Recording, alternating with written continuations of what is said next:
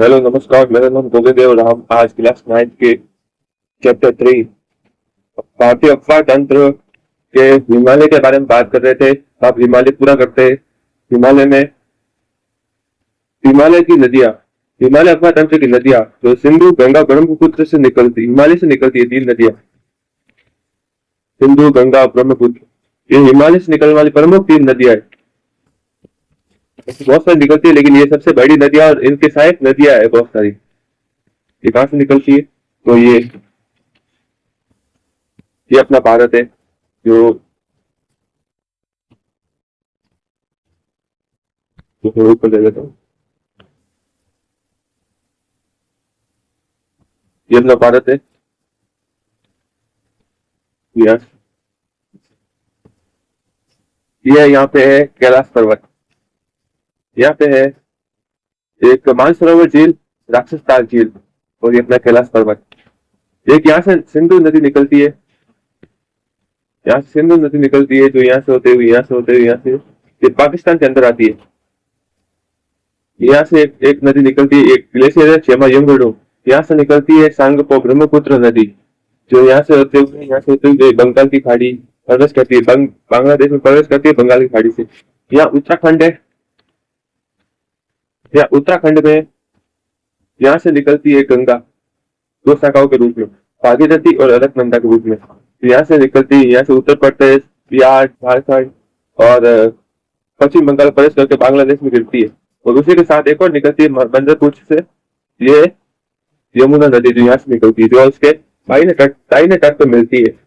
ये थी गंगा, यमुना और ब्रह्मपुत्र, ऐसी हो गई। सिंधु गंगा तथा ब्रह्मपुत्र हिमालय से निकलने वाली प्रमुख नदियां है। यह नदियां लंबी और अनेक महत्वपूर्ण है।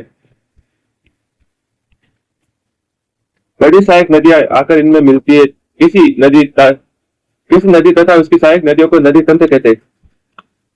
नदी तंत्र का मतलब होता है किसी नदी तथा उसकी सहायक नदियों को नदी तंत्र कहते हैं। ये एक मेन नदी आ रही है इधर से, ये एक मेन नदी, ये बड़ी नदी है, ये एक बड़ी नदी है। अब इसके किनारे किनारे छोटी छोटी सहायक नदी आएगी।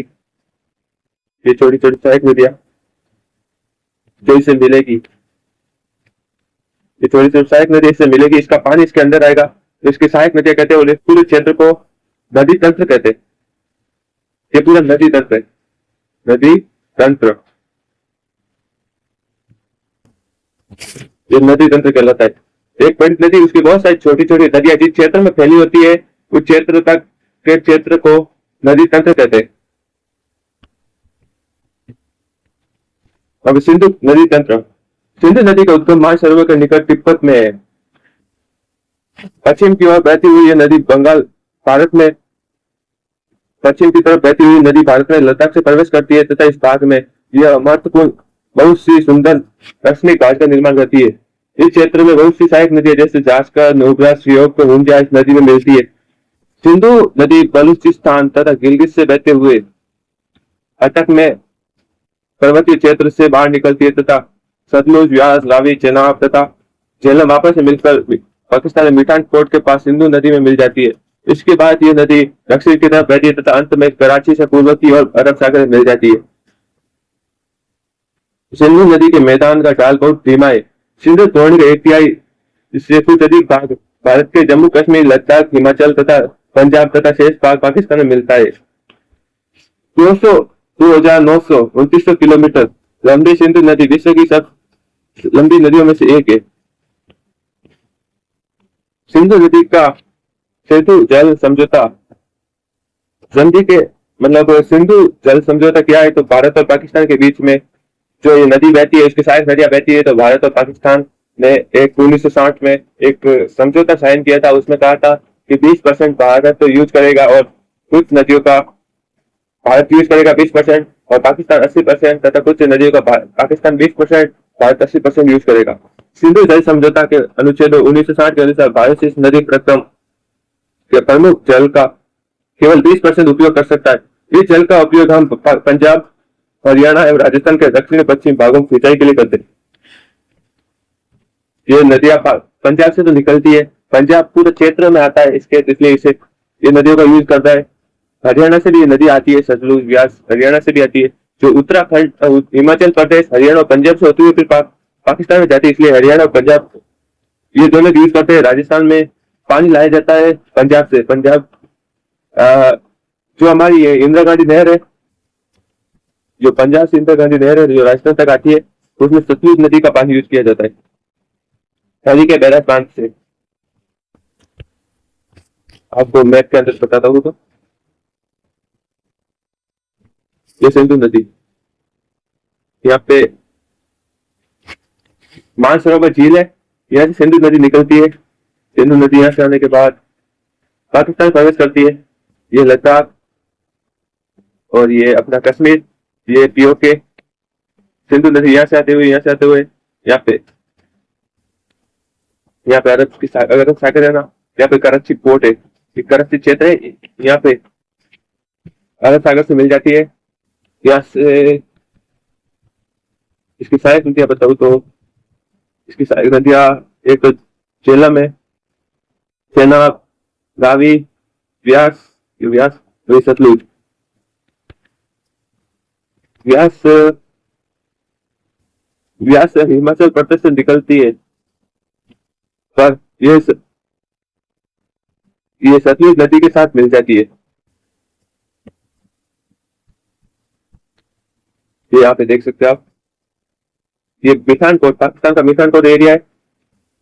यहाँ से ये दो शाखाओं में बिखर जाती है विमानी ढाल होने के कारण, और यहाँ पे अरब सागर में गिर जाती है।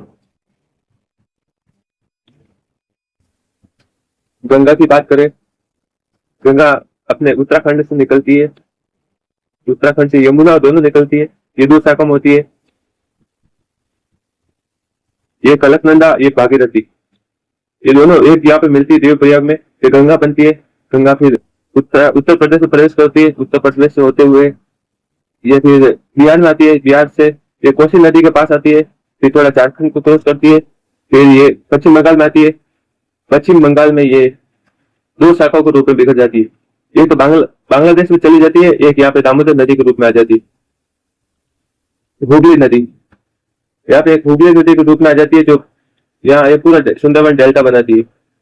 और यहाँ पे ब्रह्मपुत्र नदी जो यहाँ से निकलती है तिब्बत से, सांगपो नदी कहते हैं, ये अपने अरुणाचल प्रदेश में जैसे यूटर्न मारती है तब इसे दियांग कहते हैं।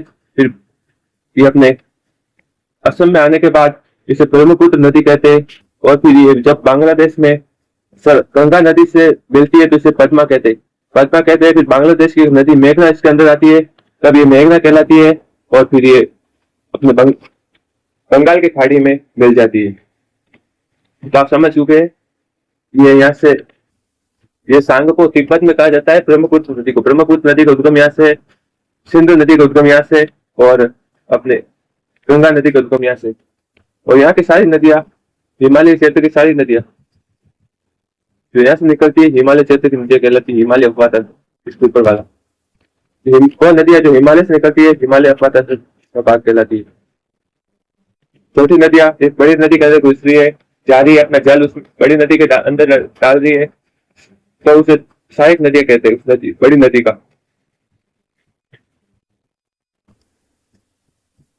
गंगा नदी तक, गंगा नदी मुख्य धारा भागीरथी गंगोत्री हिमनद से निकलती है, तथा अलकनंदा उत्तराखंड के देवप्रयाग में से इसमें मिलती है। मतलब ये अलकनंदा निकलती है बद्रीनाथ से, यहाँ से आती है केदारनाथ से भागीरथी, और यहाँ पे मिलती है, इसको कहते हैं देवप्रयाग। देवप्रयाग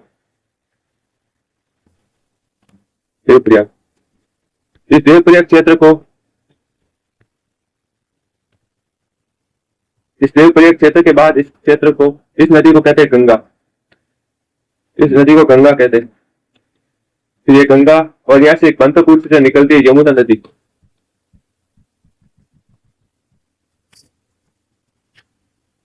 देवप्रयाग में मिलती है। हरिद्वार के बाद गंगा पर्वतीय भागों को छोड़कर मैदानी प्रदेश में आ जाती है। हरिद्वार एक लास्ट स्टॉप है। इसके बाद ये हरिद्वार समझ लो, ये हरिद्वार की रेखा एक, इसके बाद मैदानी प्रदेश स्टार्ट हो जाता है, और ये पर्वतीय क्षेत्र। तो गंगा पर्वतीय क्षेत्र को छोड़कर मैदानी प्रदेश से निकलती है, तो कहां से निकलती है, तो ये हरिद्वार है। हरिद्वार के बाद ये मैदानी प्रदेश में प्रवेश करती है। हिमालय से निकलने वाली हिमालय से निकलने वाली बहुत सी नदियां गंगा में मिलती है। इनमें से कुछ नदियां हैं जैसे यमुना, घाघरा, गंडक, कोसी। यमुना नदी हिमालय के यमुनोत्री हिमनद से निकलती है। इस गंगा के दाहिने किनारे से समांतर बहती है। यहाँ से गंगा निकली, यहाँ से यमुना निकली, एक जाके बाद ये मिल जाती है दाहिना। इस क्षेत्र को दाहिना किनारा कहते हैं, ये बाहिना किनारा।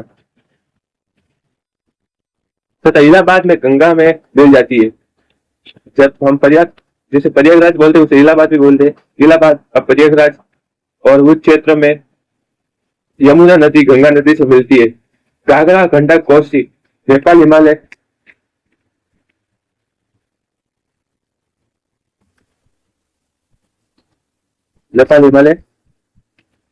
से निकलती है। तो इसके कारण प्रत्येक वर्ष उत्तरी मैदान के कुछ हिस्से में बाढ़ आती है, जिससे बड़े पैमाने पर जान माल का नुकसान होता है। लेकिन वे नदियां हैं जो मिट्टी को उपजाऊ प्रदान कर कृषि योग्य बनाती है। जो ऊपर वाली ये नदियां है, गंगा, कोसी, गंडक, व्यास, सॉरी व्यास नहीं, गंगा नाम बता दो आपको। जो घाघरा, गंडक, कोसी नेपाल हिमालय से निकलती है। हिमालय आपको बता दिए पर्वत क्षेत्र से जो नदियां निकलती है वो अपने साथ बहुत सारे अवसर लेकर आती है, बहुत तेज तीव्रता से आती है तो अवसर साथ में लेकर आती है। फिर मैदानी प्रदेश में प्रवेश करती है तो अपनी मतलब वो स्पीड होती है वो धीमे कर देती है। धीमे करने के कारण जो अपने अंदर जो मिट्टी लाई है वो यहाँ पे डाल देती है, जिससे ये पानी फैल जाता है। पानी फैलने से बाढ़ का निर्माण होता है, जिससे जान माल का नुकसान होता है। लेकिन ये नदियां अपने साथ जो मिट्टी लाई है उससे उपजाऊपन होता है, और जो नई मिट्टी है उसे हम जलोढ़ के रूप में जाते हैं, और जलोढ़ में नई मिट्टी को खादर कहते हैं। प्रायद्वीप की उच्च भूमि से आने वाली प्रमुख सहायक नदियां चंबल, बेतवा, सोन है। ये गंगा के सहायक नदियां जो प्रायद्वीप की उच्च भूमि से आती है। मालवा क्षेत्र, मालवा बुंदेलखंड उस क्षेत्र से यह अर्ध शुष्क क्षेत्रों से निकलती है। अर्ध शुष्क मतलब थोड़ा सा शुष्क, ज्यादा मतलब थोड़ा गर्म में थोड़ा ठंडा उस क्षेत्र से, जहाँ पे हल्की सी बारिश होती है। इनकी लंबाई कम तथा इनमें पानी की मात्रा भी कम होती है। याद कीजिए नदियां कैसे तथा कहां से गंगा मिलती है। तो इसके दाहिने जब ये नदियां यमुना के सहायक मिलती है, यहाँ से यमुना नदी, ये गंगा नदी, ये गंगा नदी, ये यमुना नदी, और यहाँ से सोन, ये चंबल इसके साथ बहेगी, बेतवा और सोन नदी इधर से मिलती है गंगा के साथ। ये गंगा नदी, ये मेन गंगा नदी, ये यमुना नदी, ये चंबल नदी, इसके साथ बहती है बेतवा नदी, और यहाँ से सोन नदी, इसके थोड़ा आगे आएंगे सोन। दाहिने किनारे के सहायक नदियों के जाल से परिपूर्ण होकर गंगा पूर्व दिशा में पश्चिम बंगाल के फरक्का तक बहती है। यह गंगा डेल्टा सबसे उत्तरी बिंदु है। यह नदी दो भागों में बढ़ जाती है। भागीरथी हुगली जो उसकी वितरिका है, मैंने आपको पश्चिम बंगाल में बताया। जैसे ये गंगा नदी पश्चिम बंगाल में प्रवेश करती है, पश्चिम बंगाल और यहाँ पे बांग्लादेश, तो बड़ी नदी तो इधर आ जाती है, लेकिन उसकी एक शाखा इधर से निकल जाती है जिसे हुगली नदी कहते हैं। भागीरथी हुगली नदी कहते हैं। दक्षिण की तरफ बहती है तथा डेल्टा के मैदान से होते हुए बंगाल की खाड़ी में मिल जाती है। मुख्य धारा दक्षिण की ओर बहती हुई बांग्लादेश में प्रवेश करती है। ब्रह्मपुत्र नदी इससे आकर मिल जाती है। अंतिम चरण में गंगा ब्रह्मपुत्र समुद्र में विलीन होने से पहले मेघना के नाम से जानी जाती है।